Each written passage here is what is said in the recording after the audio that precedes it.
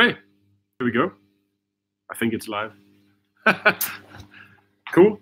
Yeah, so it's been a while since we've done this the last time, and we have people coming in with videos and stuff.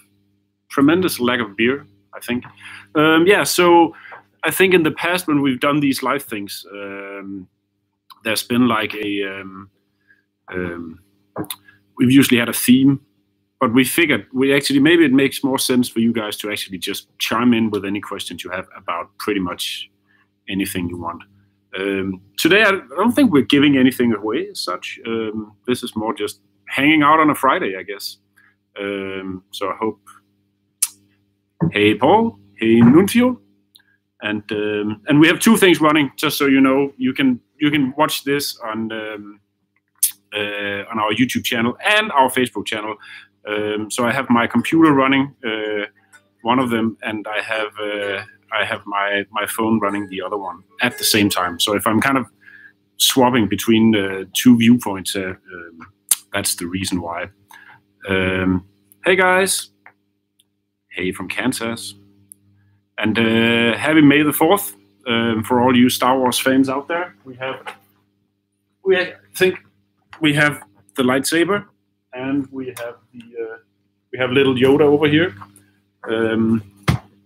So obviously that's cause for celebration. And James is now logged in, so I have help. He's right over there. Hi everybody. So yeah, the idea today is basically if you guys have any questions about anything, I'll do my best to answer. It doesn't have to be guitar related. And who knows, maybe somebody will pop up here with a beer at some point. I need it. It's been a long day. Somebody says, let's give away an Eon. Well, we can find an Eon, maybe, and I can show it to you. That would be one place to start. I don't know if we have one to give away. But yeah, Gianluigi is also, please play the Eon. I'll do that if we can find one. There's one. Here we go. So that's a good start. And there's beer. Oh, God, yes. So here it is. Don't know if you guys can see it. Tiny little thing. Brushed aluminum. Nifty little light here. Oh, yes. Right. Right where it's supposed to be. So important things first. Cheers, guys. It's 2 p.m. here in Denmark, so officially I'm allowed to drink beer 1 hour from now. But we're cheating a little bit here today. Yeah, so here it is. And you know, for the keen observer will notice that yes, it is an EBO type device, so it's a sustainer. I actually wondered why nobody else made one. I mean, there's tons of companies making delay pedals and overdrive pedals. It seems like there's only one sustainer in the world. Well, now there's two. And I was kind of assuming that everybody knows what a sustainer does. But for those of you who don't, it's basically a device that you hold over an individual string, and it allows you to sustain that string virtually forever, or at least until the battery runs out.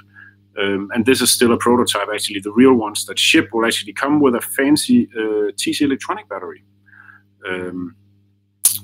But it's really, really simple. Inside here, and here are a couple of devices that actually excite the string. They alternate magnetically, and that sets the string in motion. And as long as you hold it over that string, it's going to keep sustaining. So here it is in all Sprinter. And there's a good little trick is that when you want to do this, instead of just placing it like this, it does work. There's a little, you can kind of fade into it if you kind of sit it down here and then kind of.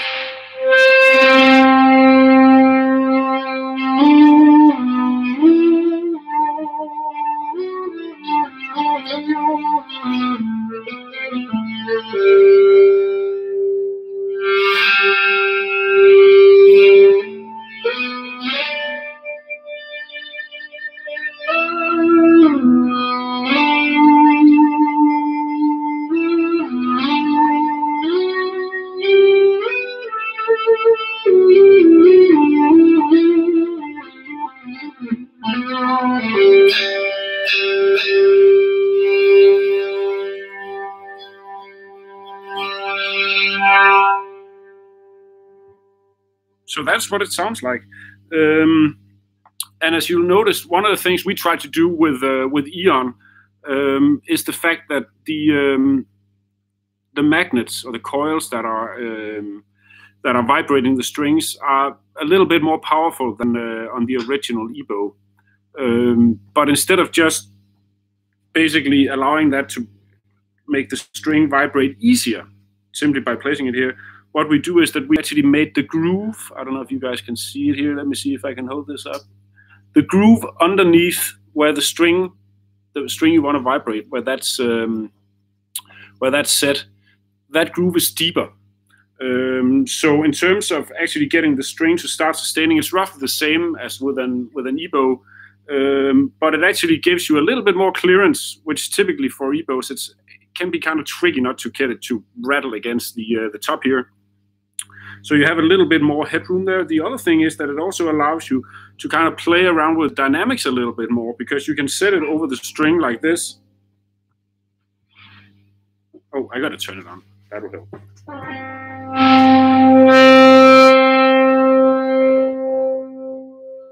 And if I hold it very loosely over the string, it's still gonna vibrate.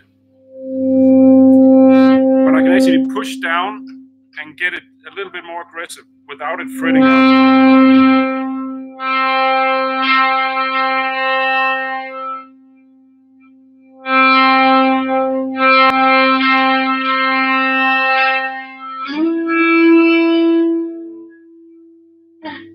So to me, it gives a little bit more. And to be honest, I'm not the world's best EBow user. It's not something I've done a lot. But it gives you a little bit more freedom in terms of accentuating certain notes and giving it a little bit more, difference in terms of tones. I think Clark Christensen is asking, did Mick Ronson use a sustainer like this on Bowie's song Heroes? Yes, he did. Yeah, and tons of other guys. Obviously, the guys from Radiohead, Coldplay, a lot of these more indie-style bands have been using it a lot. Obviously, Mick Ronson, but even guys like John Petrucci, I know, has been using one on albums and songs, and I can't for the life of me remember which song it is. Jem is asking, if you turn around 90 degrees, can you play chords? No, it's basically what happens then is that the two coils that sit here and here, if you turn it this way around, you're accentuating two different strings, but you're only doing it in one direction, and you need that alternating thing to get the string vibrating. So that wouldn't work, unfortunately. It's just it just works on one string, like this again.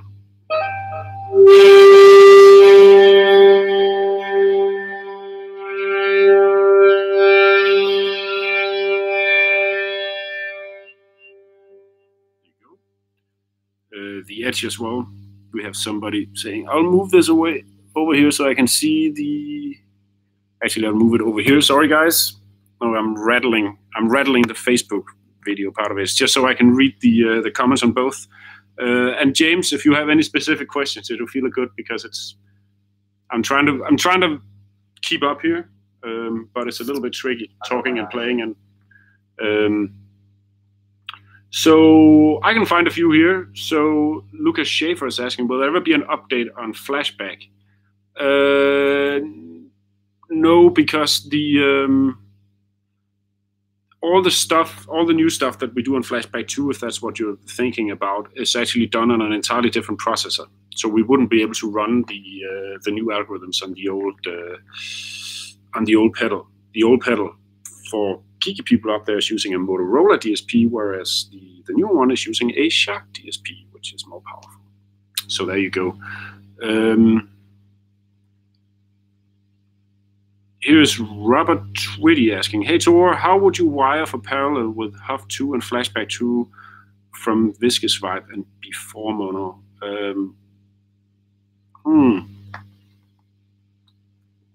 I think, well, first of all, any vibe, regardless of whether it's our Viscous Vibe or any other kind of vibe, I would put that as early in the chain as possible. Maybe not the very first pedal, but I, typically, well, vibey kind of people tend to like having fuzz as well, and maybe a wah.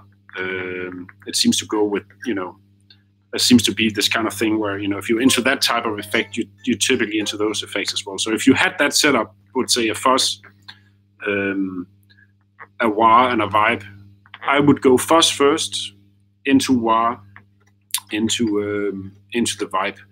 Or to be even more nerdy, I do have a board with fuzz and wah on it. And the weird thing is, fuzz and wah can sound good in two different ways. I think for more that kind of explosion-y kind of, Hendrix, Voodoo Child type sound, I actually like the wah first and then into the fuzz.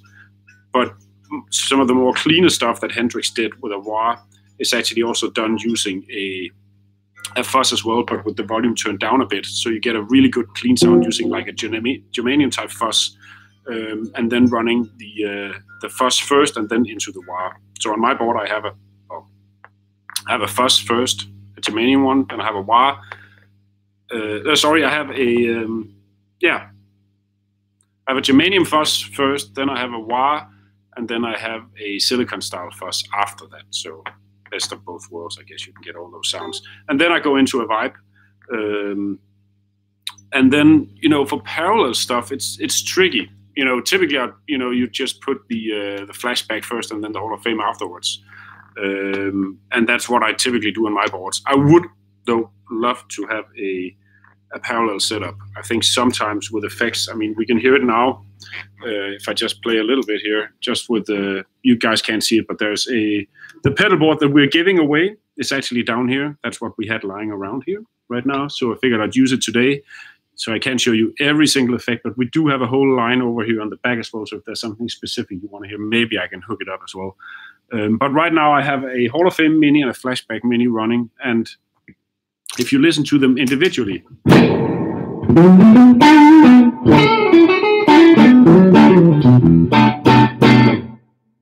just a nice, sort of plain Hall style reverb. And then we have a delay.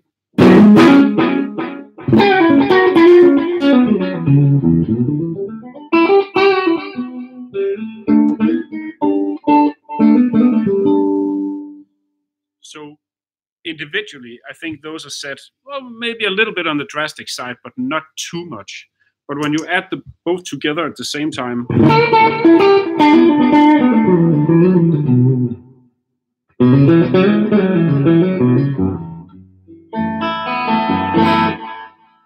at least to my ears, sometimes you have to back down the mix on both a little bit when you add them at the same time, when you use them at the same time, because not only the guitar is getting picked up, is getting the reverb treatment because that's last in the chain, but all the repeats from the delay are getting it as well, and it's sometimes a little bit too much. You get better control, I think, if you put it in parallel. The problem is that when you want to do that, you have to do some sort of trickery. You have some kind of extra box to do it, and typically on pedal boards, you'd rather put on, say, a cool tremolo or something like that rather than put a box in there, a big one, just to get two other pedals in parallel. But I don't know if that answered the question or not. Okay, so going through more questions. James Donner is asking, will there ever be a TC wah pedal? We don't have any immediate plans to do one. To be honest, I think if we did do that, we would have to come up with something. What we like to do in general is make something that has some sort of uniqueness to it, rather than just here's a wah. I think that our good buddies over at Dunlop, not to mention brands like if you want to get a little bit more boutiquey and nerdy, RMC, Real McCoy, do some awesome stuff as well.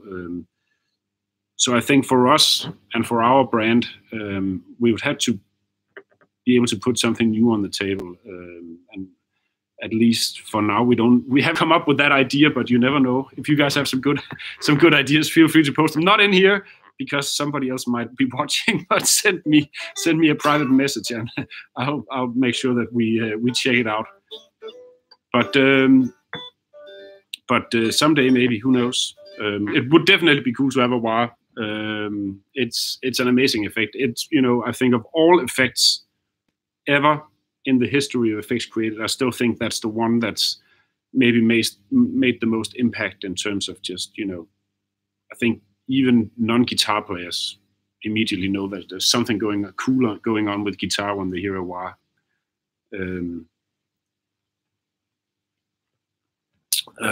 Wow, lots of stuff coming in here. Robert is saying Bright Onion stereo AB box. And I just checked out those Bright Onion things not too long ago. I haven't tried it out yet, but I was watching the website, and they have some pretty cool stuff in terms of like AB boxes and splitters and tap tempo thingies and stuff like that. And I can see further down the list there's Marius Munte, who's asking what's the best amp for John Frusciante's guitar tone. Just a second. I'll find something. Stay tuned. I'm coming back.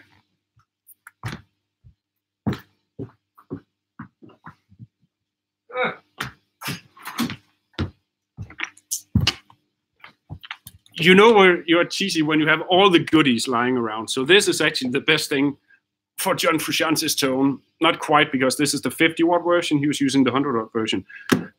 But this is a Marshall Silver Jubilee made for Marshall's 25-year anniversary. And of course, we have one of those lying around somewhere. Or right over here it is. And it's essentially, it's an amp they did for the, as I said, for the 25th anniversary. Amazing sounding amp. It's basically a JCM 800 with a little bit of extra stuff added. So it's not exactly like a JCM 800, but you will get fairly close. And I think that, you know, this amp has actually been used, not this particular amp, but this amp model has been used by quite a few famous guitar players over the years. And they use it in quite different ways. So just thinking of three really, really cool ones. John Frusciante is one, used it with a clean tone and then used pedals and stuff to get his drives. Joe Bonamassa used one as well, cranked up fairly aggressively. Now he uses those high-power twins, extremely expensive amps, vintage amps, and I think he just made a new signature model, a new one. But he used the Silver Jubilee along with some other amps, but that was his main amp that was always on when he had the big rig. And obviously the last guy who's also very famous for using the Silver Jubilee is Slash. So Appetite for Destruction, all those cool Les Paul into Marshall style sounds is actually a Les Paul into one of these Silver Jubilees. So well worthy of if you can find one of these lying around. They're expensive, but they're not like Plexi Marshall expensive, and they sound really, really good.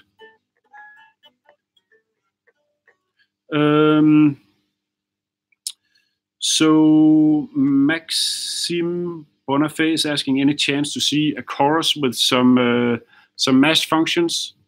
That's not unlikely. You know, obviously it's always, we have tons of ideas and we have limited resources in terms of, you know, how many products we can make a year. So we got to be pretty we got to think really hard before we do a project, because, you know, we could always do something else instead. And, you know, we want to make sure that we do the stuff that's cool, that's the most fun, that you guys like the most, and to be frank, also buy the most stuff. So, you know, money is also an issue here, because obviously we want to do stuff that's popular. But I won't be promising too much to say that I think the mesh thing is extremely cool, and I think it would be extremely cool for pretty much all our pedals. So at some point down the line, I'm pretty certain that pretty much all our current TonePrint pedals will have a mesh on it at some point. But when that's going to happen is tough to say, because we also have a ton of new stuff that we want to do as well. So, you know, no exact dates, but it sure would be nice to have. I think, you know, just off the top of my head, you know, having Viscous Vibe with a mesh foot switch controlling the speed is just, you know, that's basically the idea of a Vibe, is having that, you know, the original Chenille one had an expression pedal on it, so that would be really cool as well. And it's super great that all you guys have asking, what is mesh? Maybe I should show. Can somebody, James, can you find me a mesh pedal?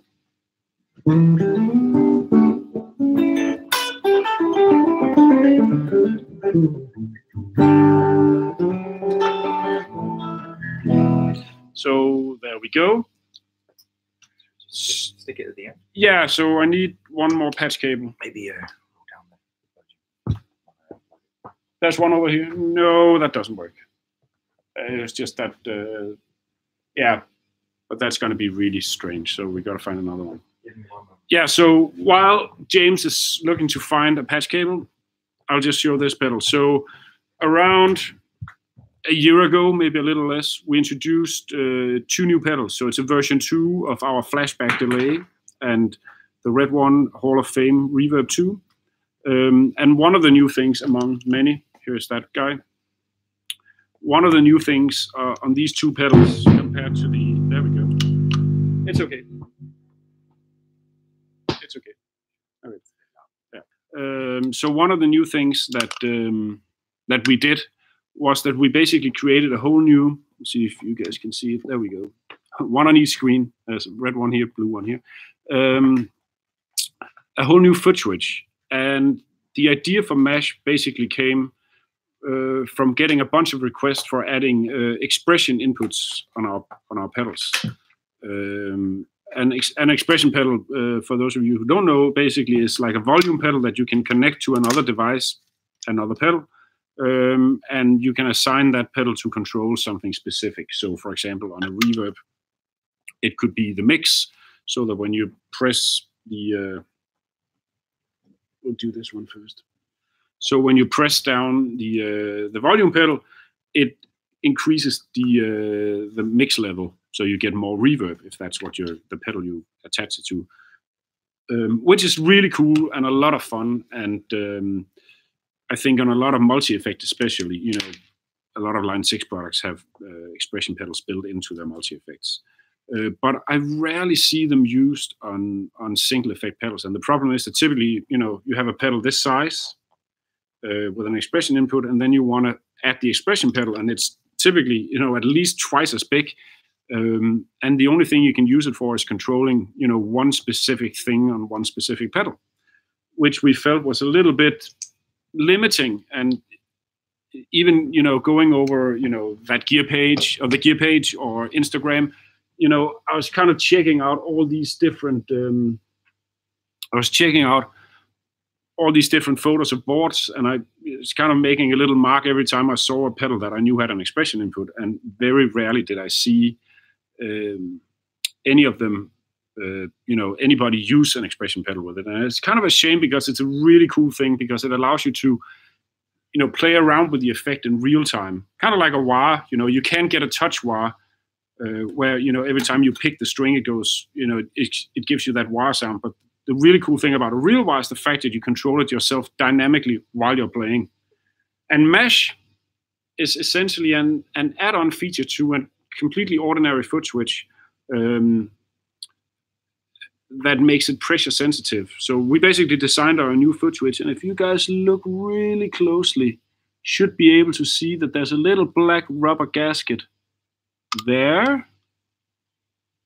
And once you hit that point and start depressing, the gasket is going to be compressed. But on this part of the foot switch and inside the pedal, there are actually something called a Hall sensor, which is essentially a magnet, or 2 magnets, that can detect the proximity between the two. So the closer the switch gets, the closer the 2 magnet parts get to each other, a value is going to change, and we use that to basically create an expression pedal, just using your completely ordinary foot switch. So you don't have to use anything extra. You don't have to connect an extra pedal, buy an extra pedal to do this. And because we have the TonePrint feature in there as well, we can assign this to anything, and you can download the editor and you can assign it to anything. So just to show you what it can do, I'm not saying it's everything it can do, but here's at least a few examples of it. So here is Hall of Fame 2 with Mesh, and I noticed, I can't remember who asked, but I noticed somebody asking if Hall of Fame 2 has shimmer in it, and it does. So when I play now, you can hear the shimmer thing going on. But the really nice thing is that I can, with the mash switch, on the shimmer effect particularly, I can use the mash switch to basically increase the amount of shimmer dynamically. So if I play a chord,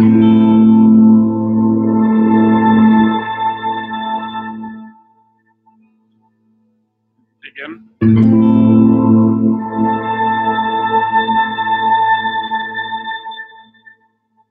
and I know it's a little bit tricky because you guys can't see and we don't have cameras flying around. But what I'm basically doing is, as I play the chord, I push down on the foot switch, and the more I press down, the more you'll hear of the shimmer effect. So I can basically fade it in and out. It's really, really nice, and it's a fun thing to work with.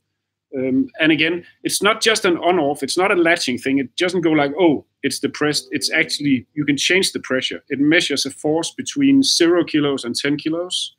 Don't know what the American version of that is, but if I try again and see if I can press even harder. And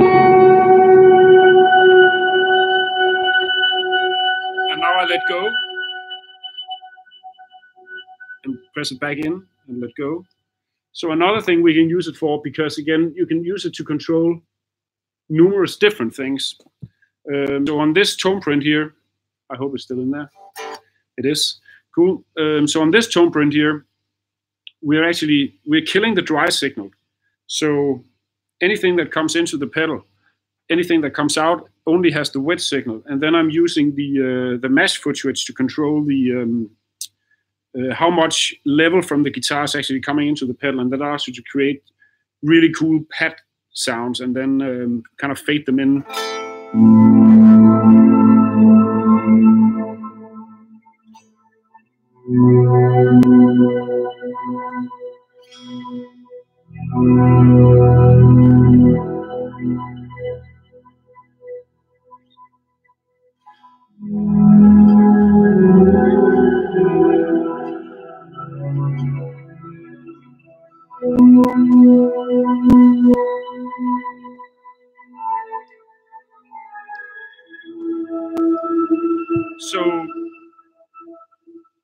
So that was mash in very briefly explained.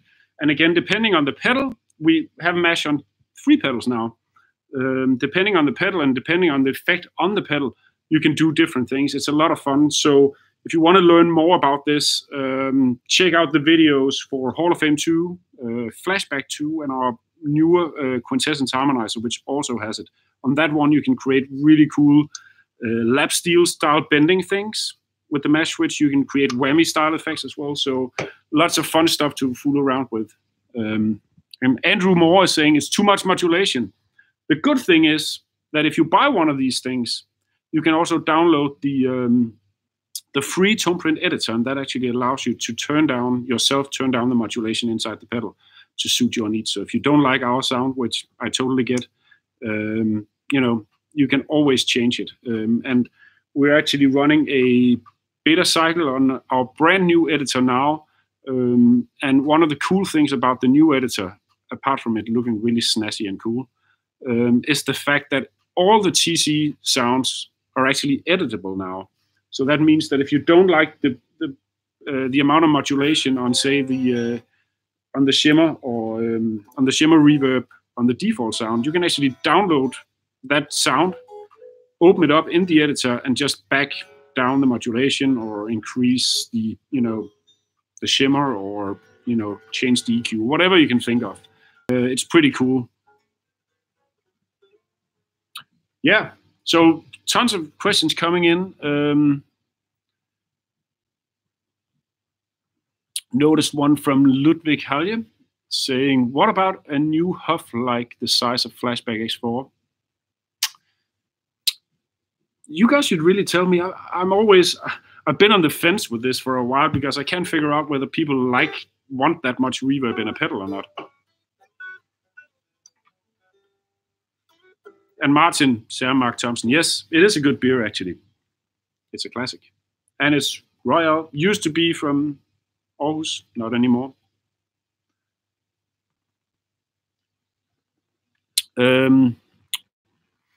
Alexander Pichenenko is saying switch kill dry or tone editor could be useful. You can actually kill the dry signal in the editor, so you can choose that. And you can choose with the editor, you can also choose to kill the dry signal only on, a certain part of the knob's term. We actually do that on reverse here. So when you turn the knob down to a certain point, it kills the dry signal to give you backwards sounds. And you can assign that to the foot switch as well. Let me see. So William S. May saying, hey Tor, glad to see you here. Any news about the alter ego delay update version 3? Yeah, it's actually, I don't mean to be a party pooper or something like that here, but there's actually kind of a sad story around that. There will not be an alter ego version 3. The original alter ego and alter ego 2, as well as T2, the reverb pedal, were done in collaboration with a dealer called Pro Guitar Shop, which is now owned by Reverb.com. But the owner at the time of Pro Guitar Shop, Aaron Miller, is a good friend of mine and a really smart guy, great guitar player as well. Him and Andy, who you might have seen on that pedal show and now Reverb.com videos, basically came up with the idea to do alter ego. I didn't. And asked if we would make it with them. So it's more their idea than ours here at TC. And they actually spent all the hard time with the editor designing those sounds. And unfortunately, Aaron passed away a few years ago. So we will not be making a version 3. As much as I'd like to, I think that whole thing was really something that we did together with them. So it would be weird to suddenly do it without them. Plus, they pretty much nailed the sounds. So, the version 2 still sounds really, really good, I think, for all your vintage delay needs. And Jimmy Lacey saying he loves his alter ego too. So do I. It's a great pedal. Looks really cool as well, I think. Noah Matsberger is saying, who's the most groundbreaking Danish electric guitarist to watch today? Ooh, good question. There's a lot of them actually. Depending on who you like style-wise, certainly I think for dazzling, pyrotechnics, great playing as well, but just amazing technical prowess and cool songs as well. Steffen Schackinger is somebody you should check out. Excuse me, he's really, really good. For more traditional blues, blues jazz style, Uffe Steen, who's been on some of our channels a few times, is just a legendary guitar player in Denmark and has pretty much taught most of Jutland, the peninsula where we're located, in terms of guitar players who are somebody. Apart from that, there's always good friends of the company. There's Søren Andersen, who's currently playing with Glenn Hughes. There is Kasper Falkenberg, who's playing with Rasmus Sebak and a bunch of other guys, and he's in a ton of our videos. There is Anders Bo, who's playing with very famous Danish singer Medina, who's also a great guitar player. In general, there's a lot of them. So go check out some Danish guitar players. Let's see here. And Marius is saying, is TC a Danish company? I'm from Denmark too. Yes, it is. Marius, it's a Danish company. We are located just outside of Aarhus, out in Rigskov. So if you're ever in that neighborhood, if you're being dragged to IKEA, for example, it's only like a 2-minute drive from there. So now you know, you're more than welcome to drop by. We typically have beer and foosball and ping pong and tons of pedals you can try out and cool amps as well. So anybody who's in the neighborhood, always welcome to stop by. Peter Trifonov is asking, what is your impression from using the Hall of Fame 2 in a live setting with other instruments involved? Does the mash setting cut through well enough in the mix, or do you need to crank up the volume to make it audible? I think it depends on the setting. and how you use it. So I use it in my band, and I play in like a really, really brutal kind of thrash death metal-y style band. And I use it to create textures and pads with the mash switch on some of the few occasions where there's melody and more mellow stuff involved with the band. And it cuts through fine. In fact, the other guys, when I started doing that, was like, what are you doing? You know, it sounds like there's a keyboard player in the band now, stop it. But I think they kind of got used to it at some point. Oh, and Massimo Montevani just tuned in. Hey, Massimo. It's been a while, huh? Hope you're doing well. And hey, from Salzburg as well. Cool. There's people from all over the world here. It's really nice. Robert Twitty is asking, looking at configuring the TC2290DT and plug in GarageBand and using Orange Omega Pedalboard with an iPad. That is really, really cool. In fact, so the guy who designed the Omega Pedalboard, Daniel Gomez, is a friend of mine, and he showed me that product, I think, 2-3 years ago. And I talked about, back then we were already working on the new 2290 plugin and controller, and I said, you know, when you get that thing ready, it's going to be really cool with that product. And I know he's been using it in some demos as well, so I think it would be a really, really fun and cool thing to do. I think I'm going to try to do that as well once I get one of these things up here.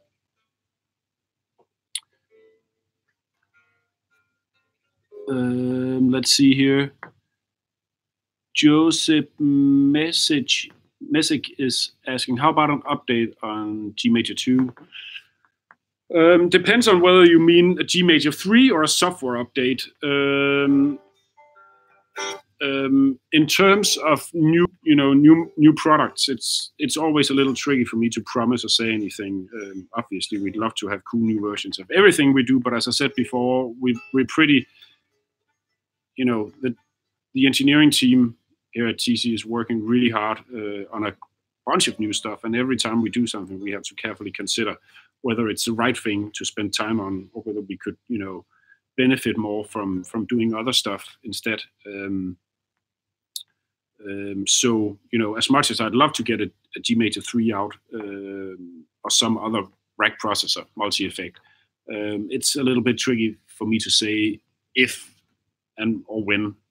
I'm pretty sure I can say, I don't have to say if, because yeah, it will come eventually. But when it's going to come is really, really hard to see or to say. In terms of software, I think, and I did see a few of these whoosh by.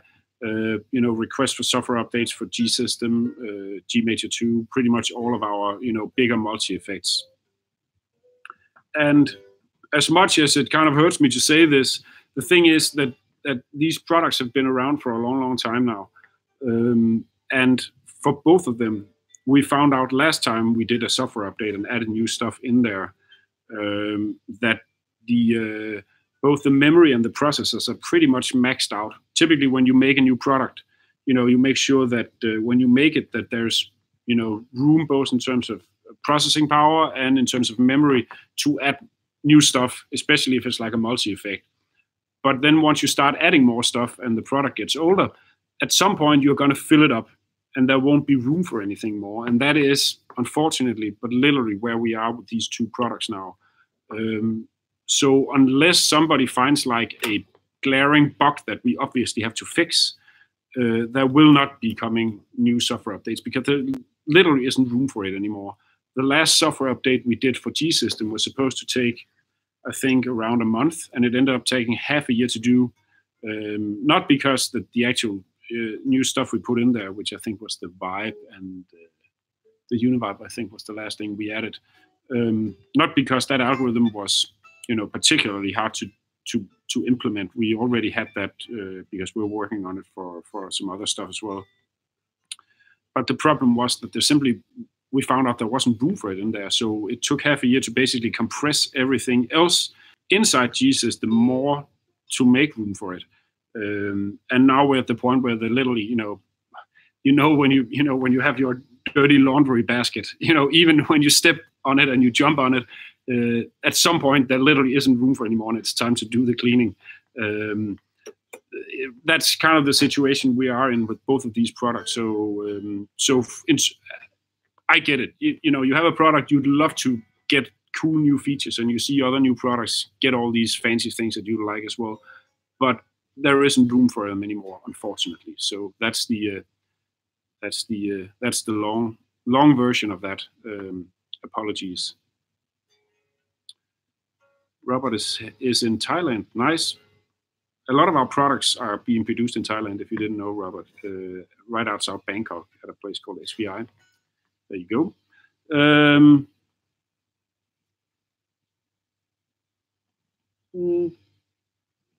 Oh, Marius is asking in Danish now. I'll translate. He's saying, is there a Strat with a neck that's more flat like a Les Paul? There's a ton of them. I even think Fender is making some...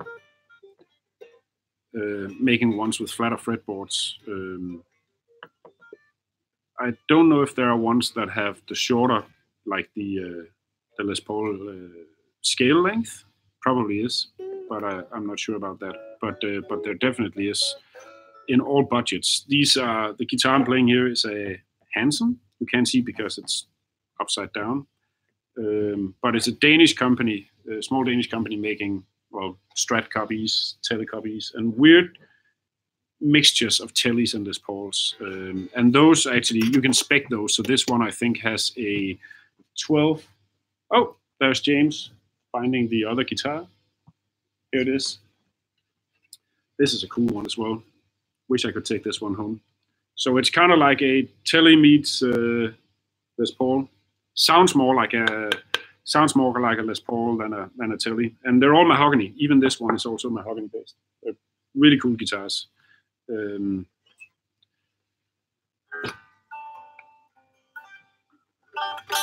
Let's see. So over here we have Mark asking, are there new versions of Triple Delay and 7-Up with Mesh coming out? Again, it's kind of the same answer, unfortunately. I mean, obviously, both these pedals would be awesome with Mesh. 7-Up, needless to say, would be really, really cool. No immediate plans, but yeah, I think at some point down the line, I think we'll convert all our pedals to Mesh. But it's not, if you're thinking of buying a 7-Up, don't wait, because it's probably going to be quite some time. It's not next month or even like in the next 10 months, 12 months, at least. That much I can say.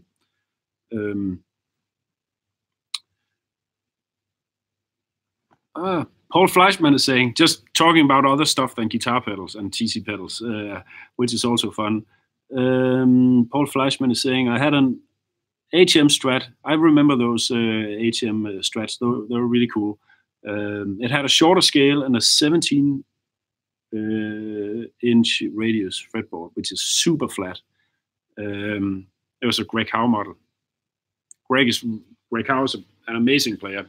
I never tried one of the shorter. I think I tried a few of the HM Strats. They're pretty cool. I wish I had one today, actually.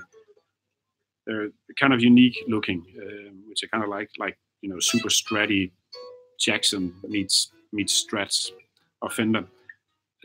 But 17 is super flat. I remember that the old,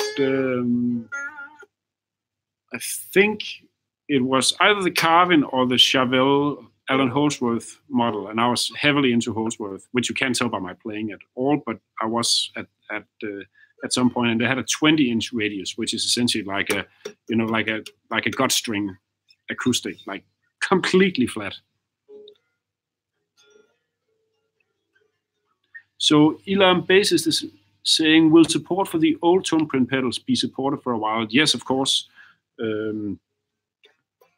So obviously, for any of the TonePrints we do on, say, a Flashback 2 that uses some of the new technology that's that's in this pedal only and not in the old one, we can create those tone prints. But a lot of the stuff that's in here is basically using, some of the same technology that's in the old one. So if we do a tone print that's just based on that, we'll of course create them for the original flashback as well. We're not killing those pedals off. They're really, really great still. So there'll definitely be support, and the new editor completely supports all the original tone print pedals. It's just that there are certain things that we can't do because it's a new processor, and so there's things we can't add to the old ones as much as we would like to.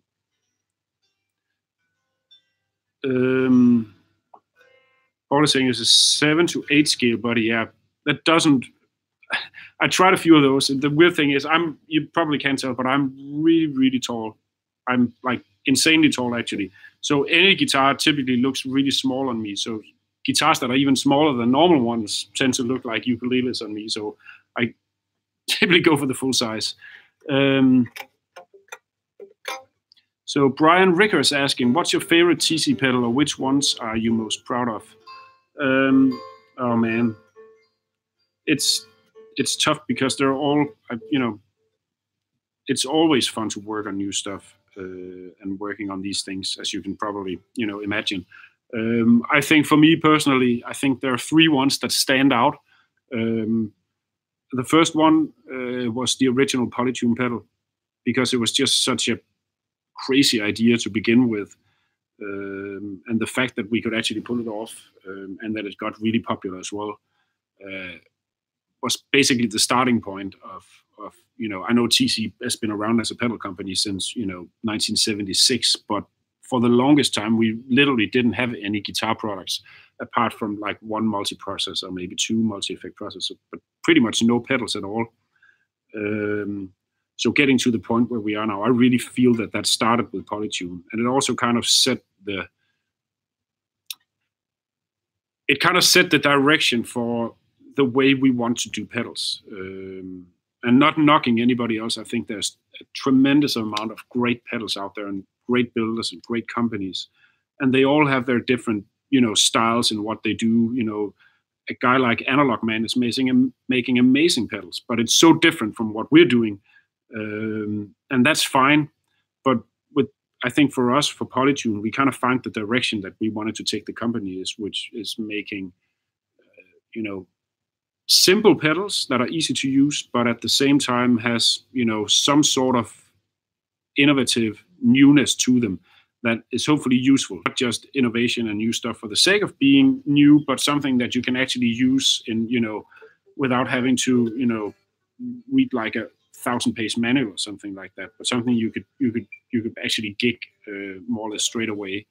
And that, I think in the past we've done some other pedals, and they had a tendency, as much as I think they sounded good, maybe they're a little bit too technical, a little bit too tough to use, too many features. And I think that we kind of found our place in the market with Polytune. So that's one that I'm really proud of. And it was a fun project to work on. I think the only thing that was annoying was sitting in the engineering department, and all the guys working on it were basically testing every single day, different things in terms of how the algorithm was working. So you're hearing this like literally 1,000 times a day, and you got pretty sick of that chord at the end of it. But apart from that, it was really fun and really rewarding.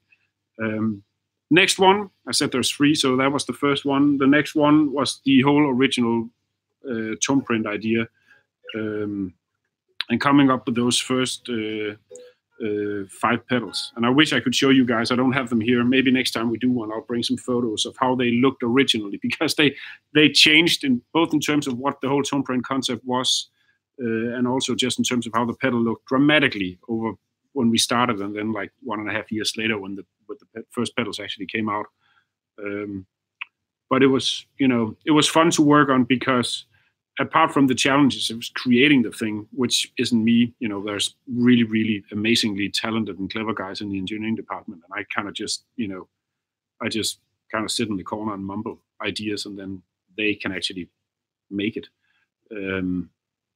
But apart from coming up with it, and making it, actually having to go out and find all these artists and not knowing whether they were even interested in doing it or not, and finding out that they were, to the extent that it is now, where we have more than 200 TonePrint artists and done this.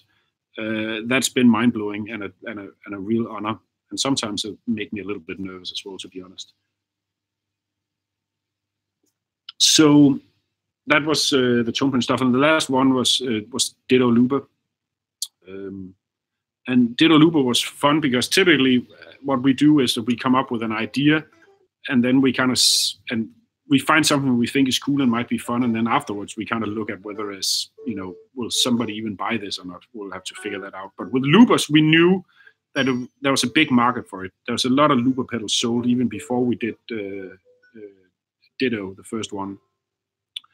But we're trying to come up with some kind. As I said before, we have this thing that there has to be something new and exciting to what we do. Otherwise, what's the point? There's so many cool pedal companies out there that if you can't make a difference, why bother? So I think for that one, we're kind of looking at and going, typically we try to come up with some technical kind of, fancy thing that nobody had seen before. But in this case, it's like, well, all the other ones are really, really complicated to use. Why don't we just remove all that stuff? Make it simple. Oh, and make it sound good as well. Have true bypass, all the stuff guitar players like. But, basically just taking a razor and just kind of carving out all the excess fuss and go back to basics. And it proved to be tremendously, mind-blowingly, surprisingly successful. And, that was really fun and cool to be a part of as well. So those are my three favorite pedals. In terms of using them, pedals on my board, tuner's a little boring. If I can get one of these guys, I'll do that. Maybe not live, I don't know, but at least just sitting at home noodling. But in terms of having something on my pedal board, I think having a flashback, any flashback, but preferably a flashback 2. I have that on pretty much all my boards because I like a bit of delay on stuff, and some of my has reverb, some of them don't, but they are typically used in the metal band, and we don't use reverb in that band anyway. So,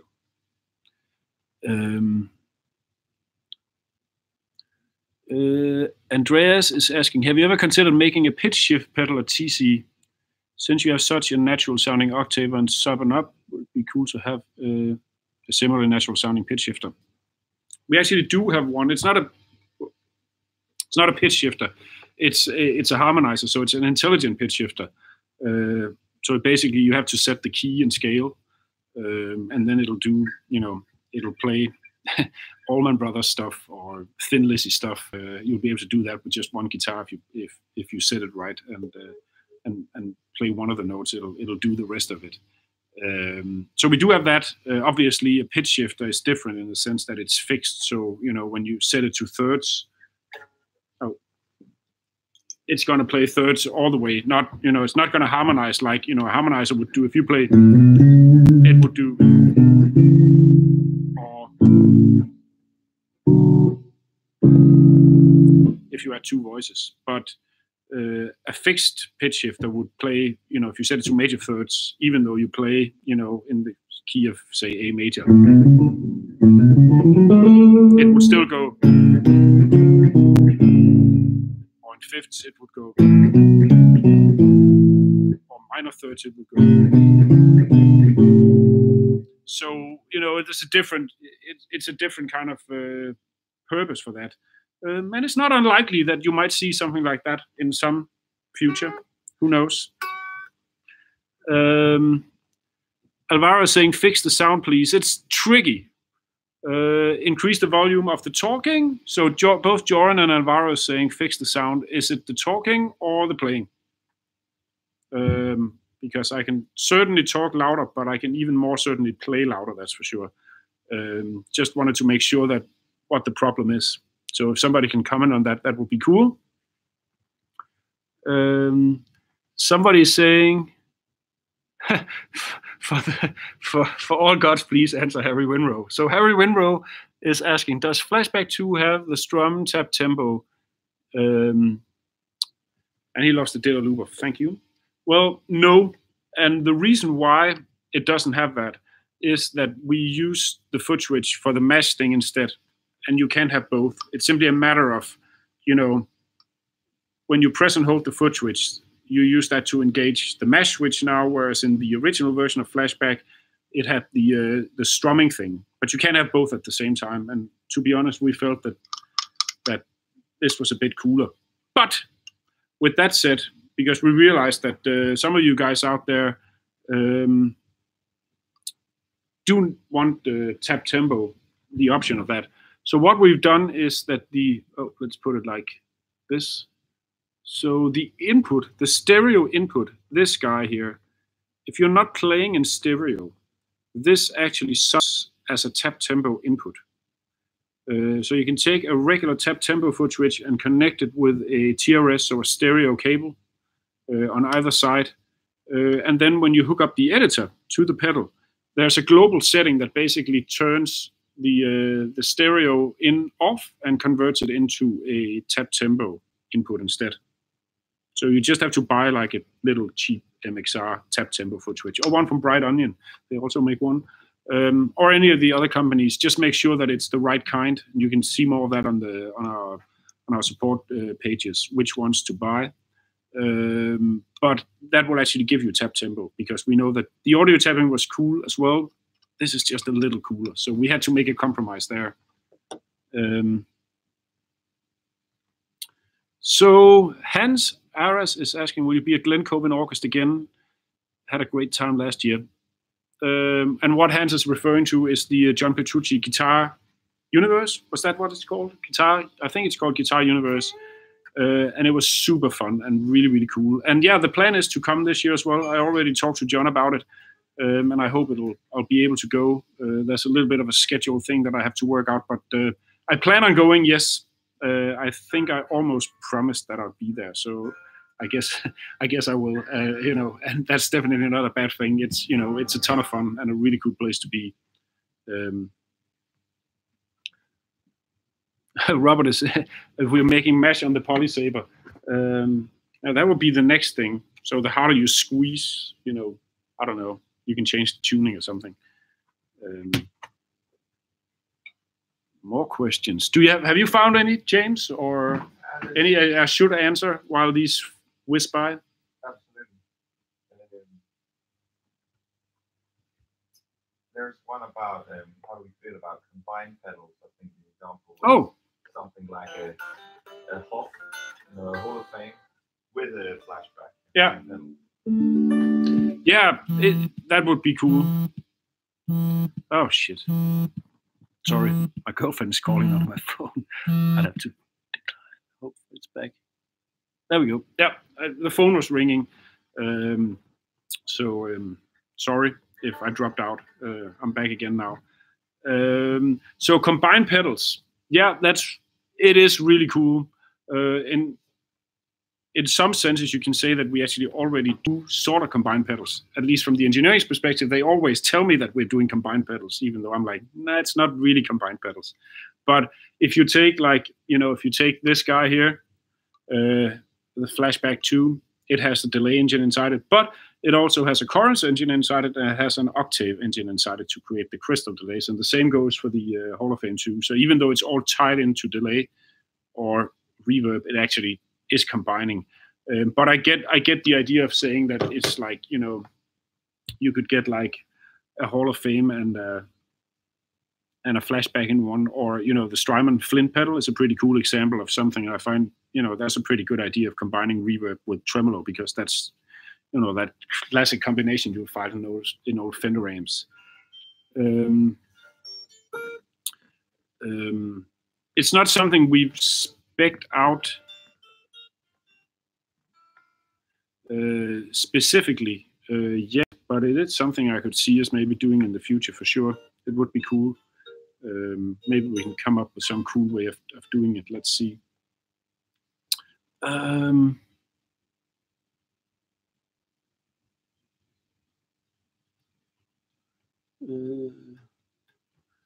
Any from Greece?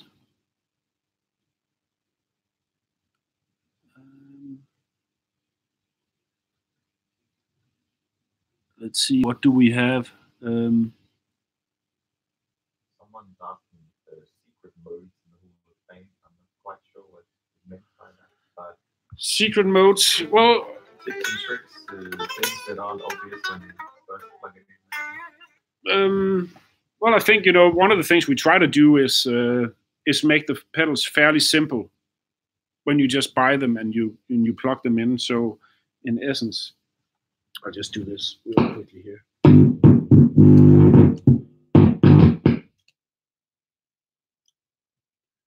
So if you take this guy here, you know, all the different, you know, default subtypes, you know, they're just, you know, at least sounds that we think are good. And you have a pretty limited amount of things you can tweak.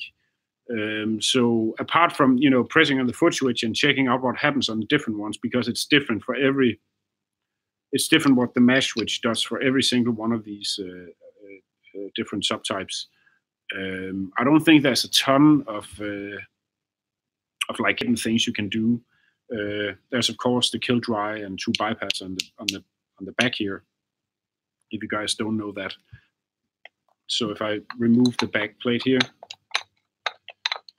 see, there's 2 little dip switches up here, and they control the 2 bypass, buffer bypass. The top one does, and the bottom one controls whether there's kill dry on the pedal. Kill dry is basically used for either for amps that have a parallel effect loop. In this case, you want to have any dry signal coming out of the pedal, because that's going to create phasing issues. You can also use it if you have like a wet dry setup or a wet dry wet setup. But I think the commonly used one, and more important maybe for most guys, is the 2 bypass buffer bypass. And the reason why is obviously there's the whole argument about whether 2 bypass or buffer bypass is right. We're not going to go into that now unless you guys ask me to explain it again. I'll be happy to do that. The main thing is that if you set this to buffered bypass, so that is the pedal by default comes with the dip switch depending on which angle you see it from. But in this position over here, which if you look at the pedal yourself, if you take your pedal and look at it, it's in the left. It's set to the left. If you flick that over to the right, it's in buffered mode. And what that engages apart from the buffer is the ability to have trails, which basically means that when you play something with the reverb on and you then bypass the pedal, the decay is still going to ring out nicely, even after the pedal is bypassed. That's not going to happen in 2 bypass. It's going to cut it right away.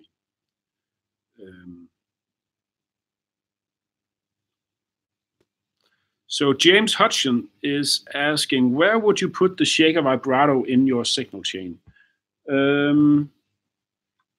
Well, the funny thing with vibrato is the fact that it's not as critical where you place it as certain other pedals. Because basically what a vibrato does is it's just pitch bending the signal. So it's basically just doing or actually, because it's both bending over and under the note, it will be more equivalent of doing this. That's pretty much all a vibrato is doing. Obviously, it's a great effect, but the placement of that effect isn't as crucial as certain other effects. So you could place it right at the front, and it's not going to make a huge difference on whether you place it right at the front or whether you have like fuzz and compressor and other drive style pedals before it. One thing I will say though, and that is that I wouldn't place it. It does make a difference if you place it after other modulation pedals. So for example, a chorus, or especially delay, and even more importantly after reverb. If you place it after reverb, it's going to be pretty weird, because then you're not just pitch bending the dry signal, you're also pitch bending the delay tail or the reverb tail, and that's going to be pretty weird. So typically, also because vibrato is at least our vibrato, the shaker, is a mono pedal. Whenever we build boards and whenever I put it on my board, I place it after drives But the first pedal after my drive, so if you know, in a typical board where you have maybe an overdrive and a distortion, so you have, say, you know, a tuner first, then a compressor, then a few drives, and then maybe some modulation pedals like a vibrato and a chorus. I would put the vibrato first, then the chorus, then delay, then reverb. So I'd say, you know, place it in the modulation section of your board and let it be the first pedal. But there isn't any rules to that. You can actually place it in other parts as well, and it's not going to make as big a difference as if you place, say, a phaser or a flanger before or after distortion. Those are two radically different sounds. That's not the case with vibrato.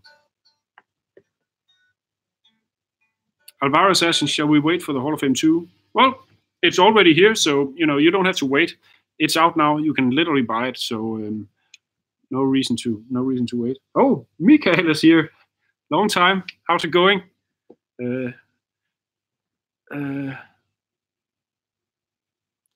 What is the strangest signal path? Andreas Hober is asking, what's the strangest signal path you've ever used which is still useful?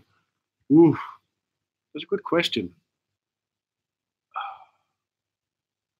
I think it's not weird in like a weird sound way, but the weirdest one I've used is actually not that long ago. We don't do it at the moment, but we've actually, in the band I play in, we've done that for a long time. We just cut it back a little bit on cables and stuff lately, so right now we're not doing it. But the weird thing about it was that, so I play in this metal band, and there's two guitar players. There's me playing rhythm, but also lead stuff, and then there's the other guy who plays rhythm only. And obviously, when you play metal stuff, you want it to be, you know, big and brutal. And one of the things we found a little bit annoying was that when I switched to playing solos, you know, half the rhythm track went away, or half the rhythm guitar went away, and it made the solo sound a little thin. Whereas typically you want it to, you know, you don't want to lose that energy and that, you know, that massive sound.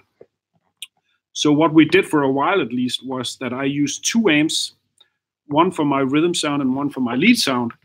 And what we then did was that my signal was actually split in such a way that using a mimic pedal, our rhythm guitar player would actually take over my rhythm amp when I switched automatically. When I switched to my lead sound, my lead amp, his guitar would actually be sent to my rhythm amp as well with a mimic. So it sounded like there was two guitar players playing at the same time, and even playing on my amp as well. So that was kind of weird, I guess. It sounded really good, but it's, you know, it required a lot of cables, and it required me to haul around two big 100-watt amps and two 4x12 cabinets. And I got a little tired of that, to be honest. But apart from that, it was really, really cool. Jim Spinner is saying, any chance of user-defined harmonies on the Quintessence? There is. Do we have a Quintessence? Can I find one? Okay. You find one? Okay. There is, because it's a TonePrint pedal.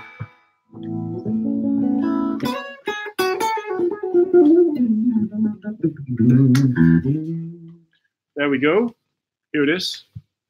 So here's the Quintessence.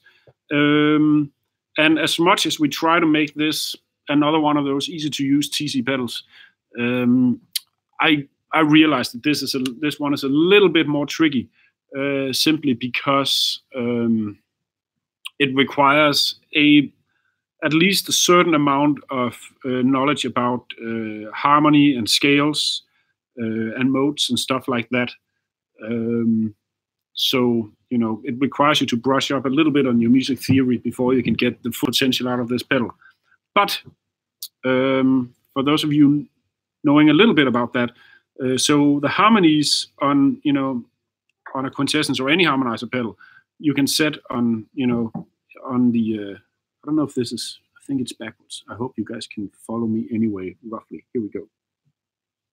So on the harmony knob here on Quintessence, you can select which harmony you want. And the way you think of harmony, and this gets a little nerdy, the way you think of harmony in terms of scales and harmonization is that you don't think of it as thirds, or, you know, a third per se, so major thirds like,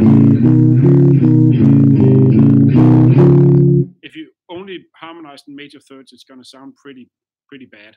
So the way you think of harmonies is actually scale steps. So when you say thirds, you basically take the first note of the scale you want to harmonize in, and then if you say thirds, you go up 3. So 1, 2, 3. So harmonizing in thirds would be.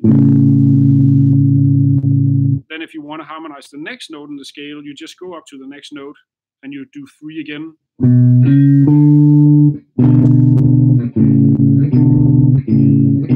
And 3 again.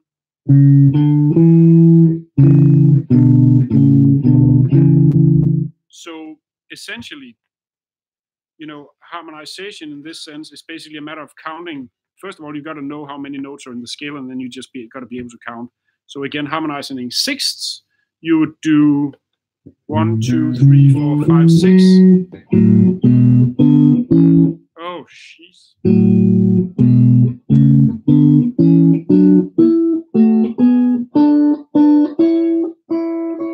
So I think I made one mistake there or something, but you get the idea at least. So for Quintessence, what we try to do is basically add the ones that make the most sense, which are typically thirds, fifths, sixths, and maybe fourths. But obviously, there's a limited amount, and theoretically, you could harmonize with any of the scale steps. Some are going to sound weirder than others. So if you harmonize in sevens, it's going to be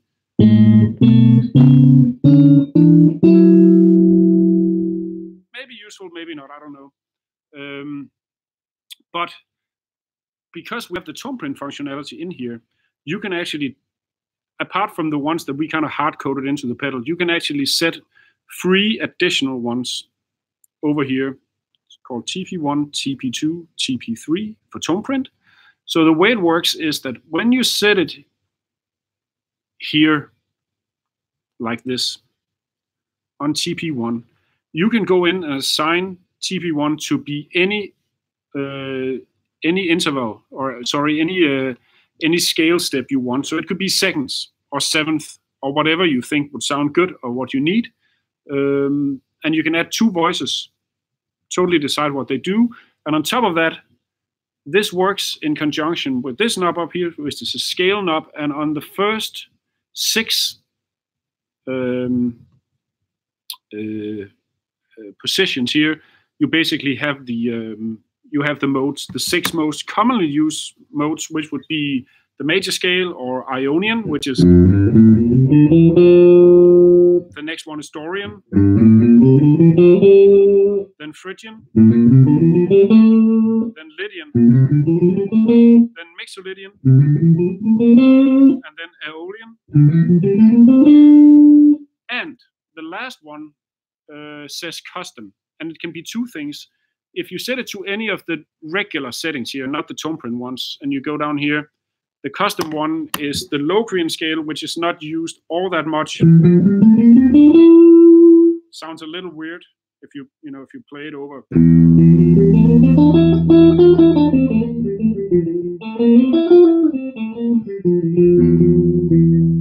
Has a little bit of a weird sound, but it's still useful.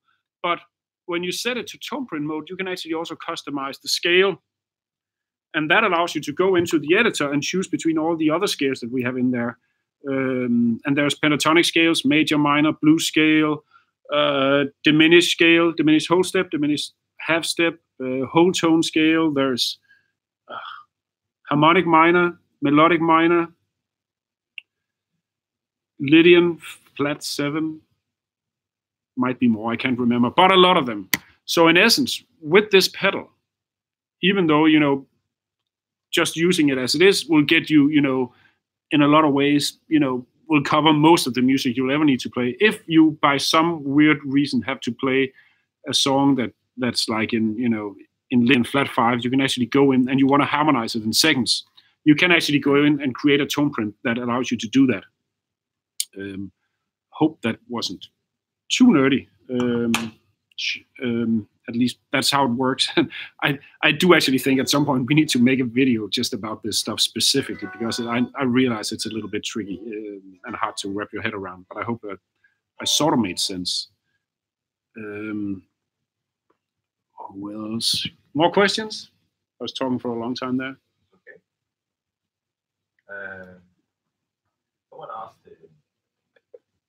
would you consider doing all black enclosures like you did with the limited edition Chrono? For all the pedals? I don't know. Maybe. As a limited thing, sure. I don't think we'll make them all black all the time. We had one fun experience years ago. We made a black pedal, and accidentally, when we ordered the first batch of them, we accidentally also spec'd all the cell screen. So that's the print on the pedal, like the name and all the functions and stuff. We accidentally, instead of white, we accidentally spec'd that to be black as well. So we just got 10,000 black enclosures with black text on it. That wasn't very smart. But apart from that, yeah, maybe as a limited run, I could see us do that. I don't think we'll do all at the same time because that'll be a lot of pedals then, but who knows? So Philip is asking, where would this work best in terms of the Quintessence in the chain? So it's actually an interesting question because you can place it you can put it two places really, either in front of distortion or after distortion. And I wish I could show you guys the difference, but I can at least show you what it would sound like if you placed it before distortion, because placing it before distortion is actually the equivalent of doing this. Actually, I can show you. Just a second. So, sorry.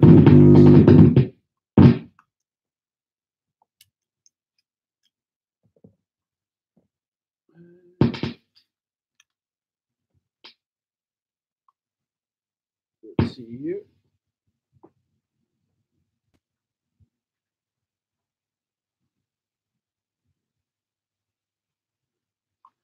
All right, so now I've set up the Quintessence.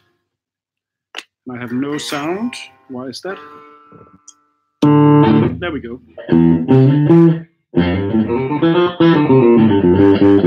All right, so now I have the Quintessence in the chain, and I placed it at the end. I probably wouldn't do that. It's just easier because the rest of the board is hooked up. But the main thing is here that I placed it after the distortion, or any kind of drive pedals I would use.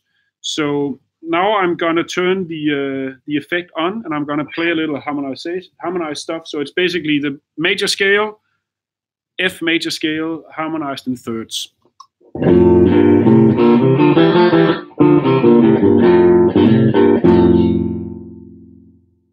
you go.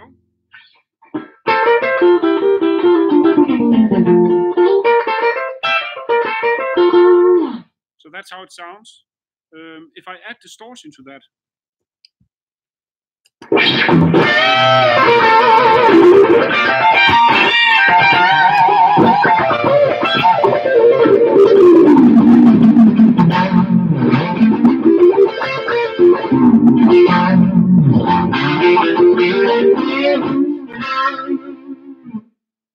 so you'll notice when I do that, it sounds like there's two guitar players playing at the same time, kind of blending together. So your Allman Brothers or your Thin Lizzy style sound. If I, on the other hand, place it before my drives, I don't want to do this here, but I can actually simulate that basically by just playing the harmonies instead of having the pedal do it, and you'll notice the difference in sound, even with a clean sound compared to. This is the Quintessence. This is me.